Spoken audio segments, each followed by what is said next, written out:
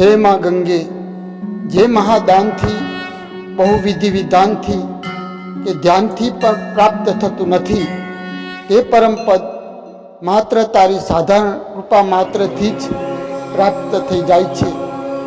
તો તું જ કહે, તારી તુલના કોની સાથે થઈ શકે તેમ છે.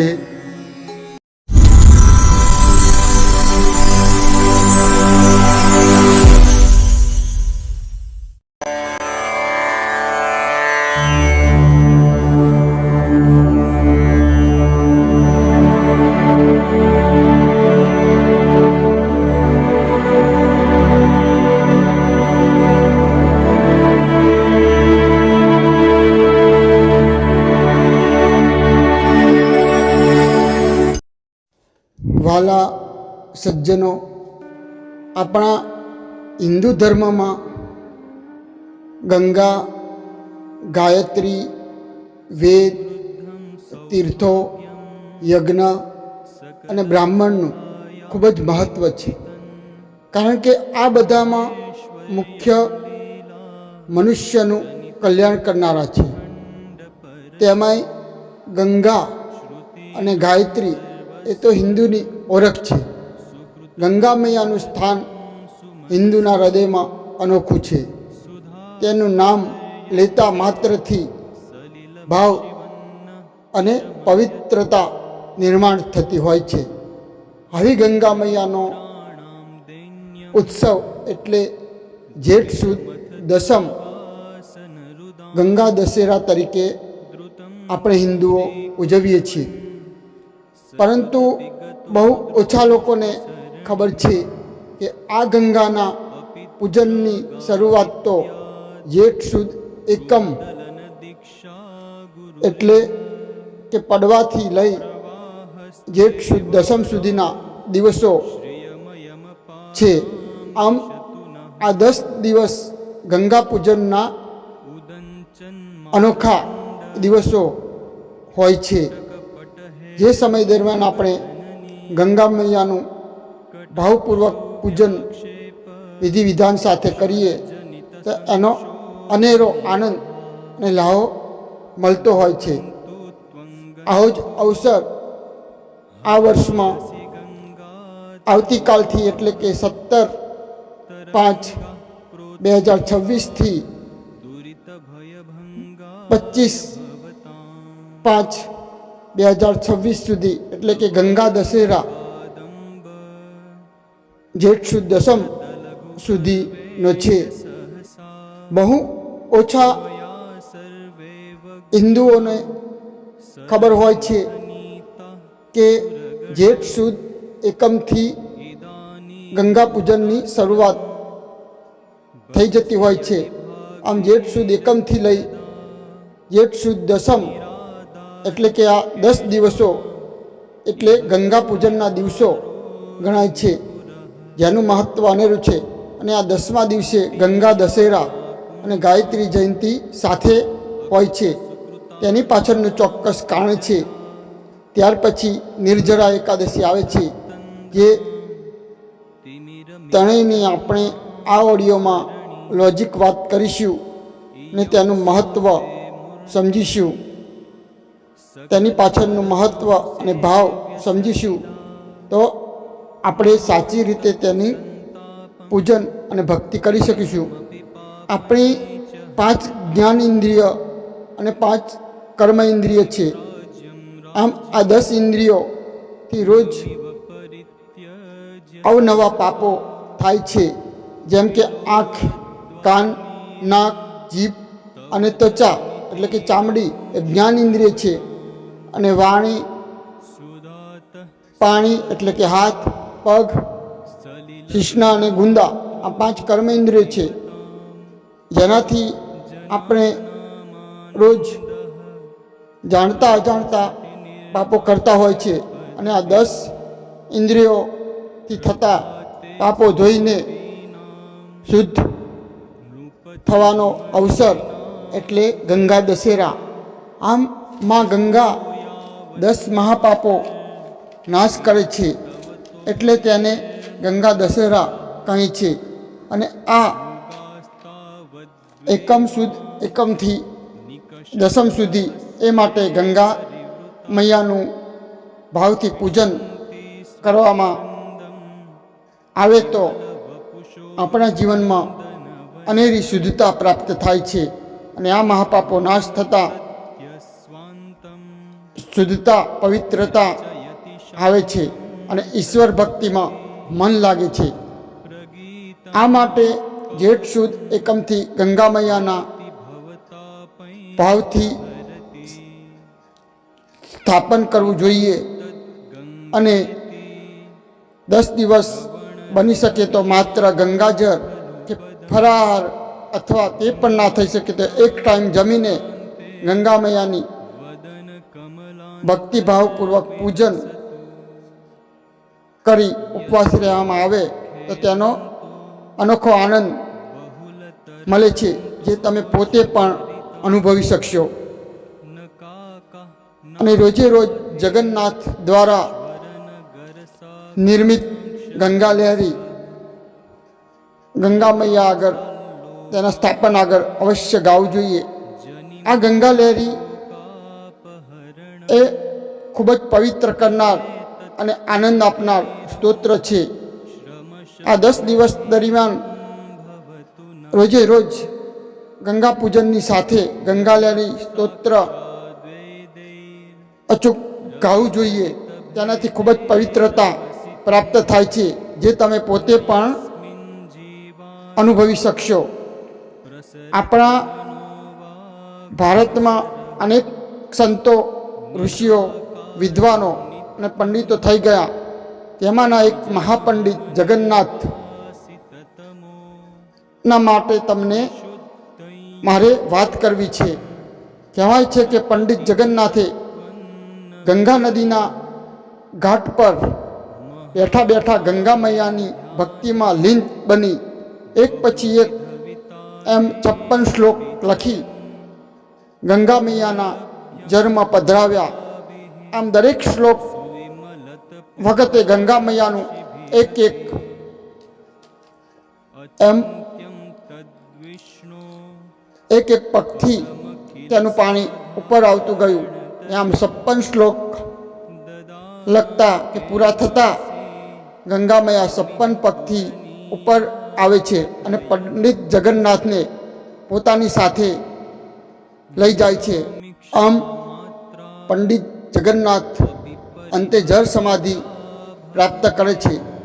શ્રીમદ ભાગવદ્ ગીતામાં કહ્યું છે કે અંતકારે તું મારું સ્મરણ કર જેથી તું મને પ્રાપ્ત કરીશ તેમાં શંકા નથી. આમ ઈશ્વર પ્રાપ્તિ અંત સમયે ઈશ્વરનું સ્મરણ કરવાથી થાય છે. પરંતુ આપણા હિન્દુ ધર્મમાં એવા કેટલાય મહાપુરુષો ભક્તો થઈ ગયા કે તેમના અંત સમયે તેમના ઉદ્ધારની ચિંતા ભગવાનને કરવી પડી છે અને ખુદ ભગવાનને તેમના અંત સમયે તેમની સમક્ષ આવવું પડ્યું છે. જેમ કે ભીષ્મ પિતામહના મૃત્યુ સમયે ખુદ ભગવાન શ્રી કૃષ્ણ તેમની નજર સમક્ષ ઊભા હતા. તો ગંગા લહેરીમાં ખુદ જગન્નાથ માં ગંગાને પડકાર ફેંકે છે અને કહે છે કે હે માં ગંગા, હવે જગન્નાથના ઉદ્ધારનો સમય આવી ગયો છે. હું તો બધી રીતે તૈયાર છું, પરંતુ તું મૈયા તારો મુકુટ સરખો કરી લે, કારણ કે તારે મારો ઉદ્ધાર કરવા વાંકા વળવું પડશે, નીચે નમવું પડશે. માટે જોજે તારો મુકુટ પડી ના જાય. તો આવા હતા ગંગા લહેરી લખનાર પંડિત જગન્નાથ. તમે વિચાર તો કરો કે તેમની કેટલી સાધના હશે અને કેટલો તેમને પોતાની જાત પર અને ગંગા મૈયા પર વિશ્વાસ હશે કે તે માં ગંગાને ઉદ્ધાર માટે પડકાર ફેંકે છે. તેમની લખેલી આ ગંગા લહેરીના સોનેરી શ્લોકો ને ગાવામાં અનેરો આનંદ છે.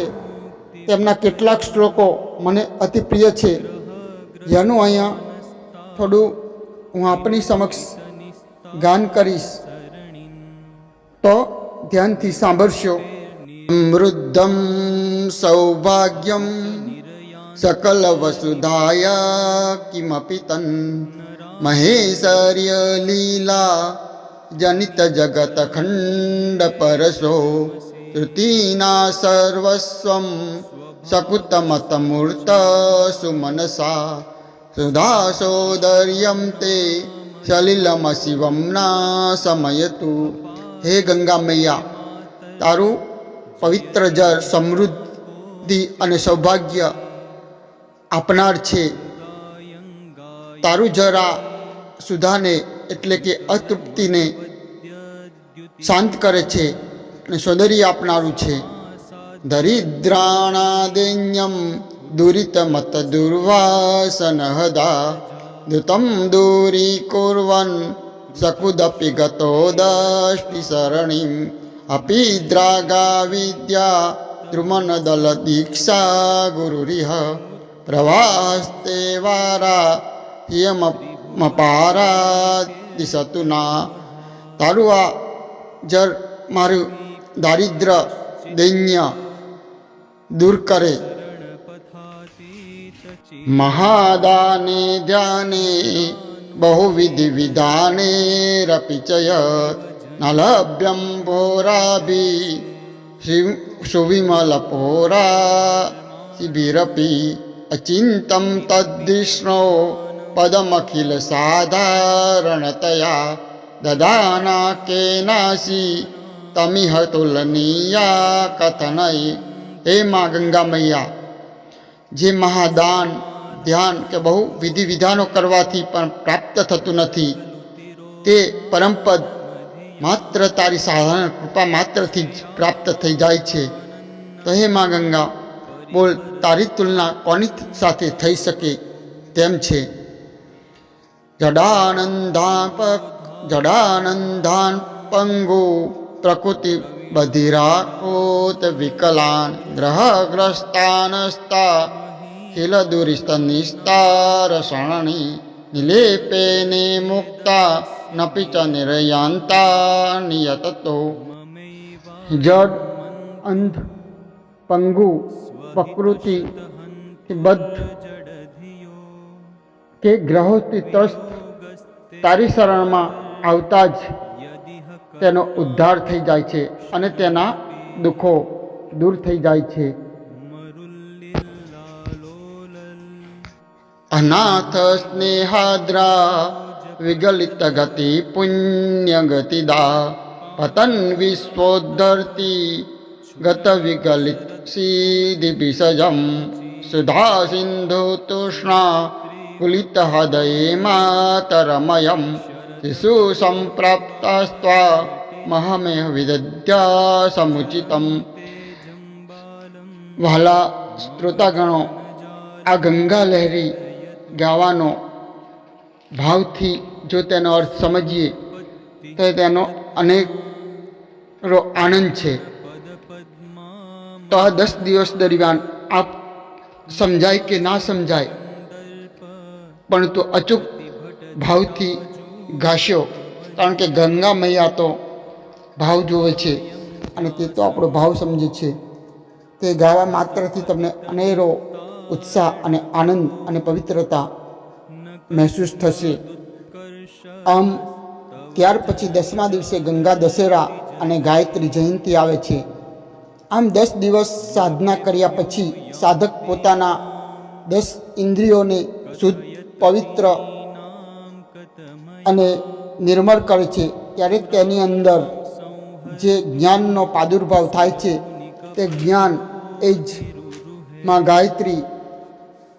અને આમ 10 ગંગા મળે ત્યારે એક ગાયત્રીનો જન્મ થાય છે. એમ કહેવામાં કંઈ અતિશયોક્તિ નથી. એ જ ગાયત્રી જયંતિ.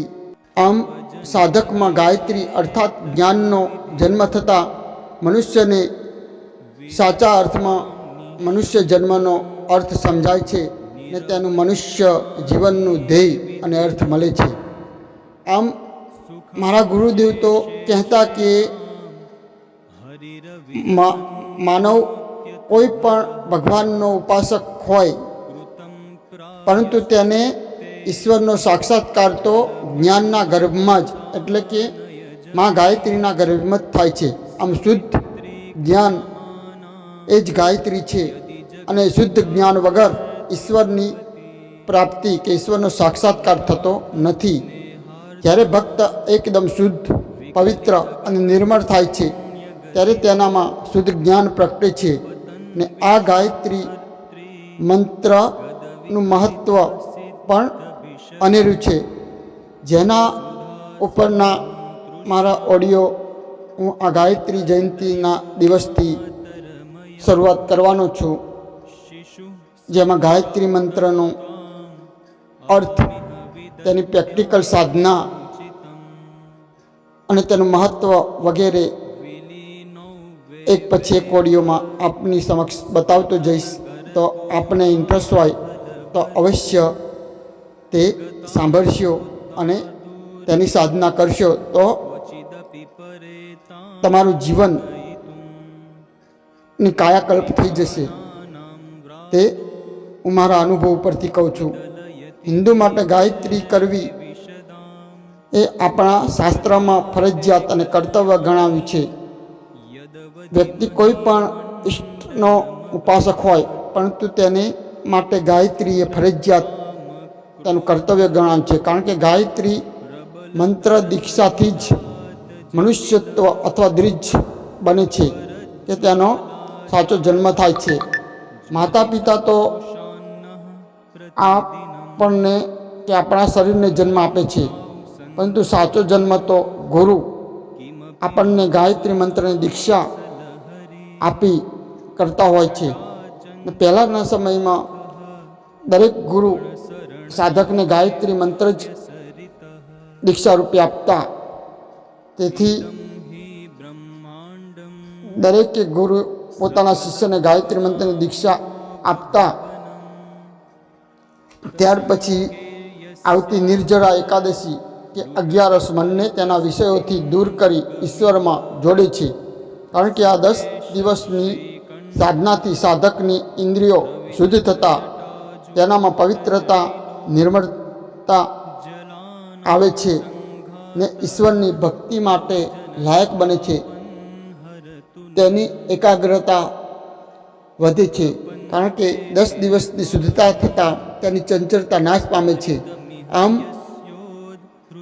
ટૂંકમાં એકાદશી એટલે કે એક માત્ર ઈશ્વરમાં જ મન સ્થિર કરવું. આમ સ્થિર બને છે તો 5 જ્ઞાનેન્દ્રિય અને 5 કર્મેન્દ્રિય અને 11મું મન શુદ્ધ થાય ત્યારે સાચી એકાદશી થાય. આ એકાદશી ઉપર પણ આગળ જતાં આપણે તેનો ઓડિયો પણ બનાવીશું.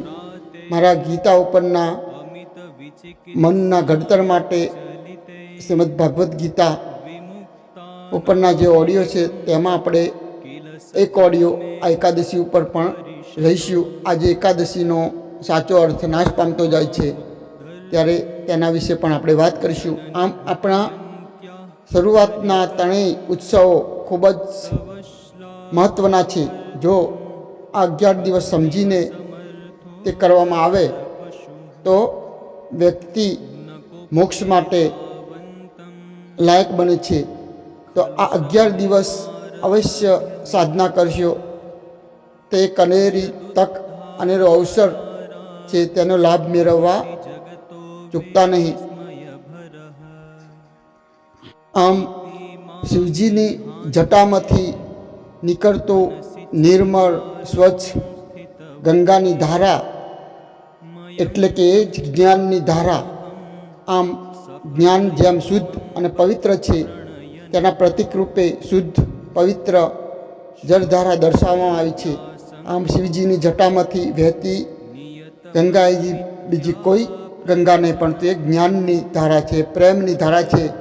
તેમાં આપણે સર્વે નાહી પવિત્ર બનીએ અને આપણા જીવનનું કલ્યાણ કરીએ અને માં ગંગાના આપણને આશીર્વાદ પ્રાપ્ત થાય, આપણા પાપો નાશ થાય, શુદ્ધતા, નિર્મળતા અને નિષ્પાપતા પ્રાપ્ત થાય અને આ મનુષ્ય જીવનનું ધ્યેય ઈશ્વર પ્રાપ્તિમાં આપણે સફળ બનીએ તેવી પ્રાર્થના સાથે આપ સર્વને મારા જય શ્રી કૃષ્ણ.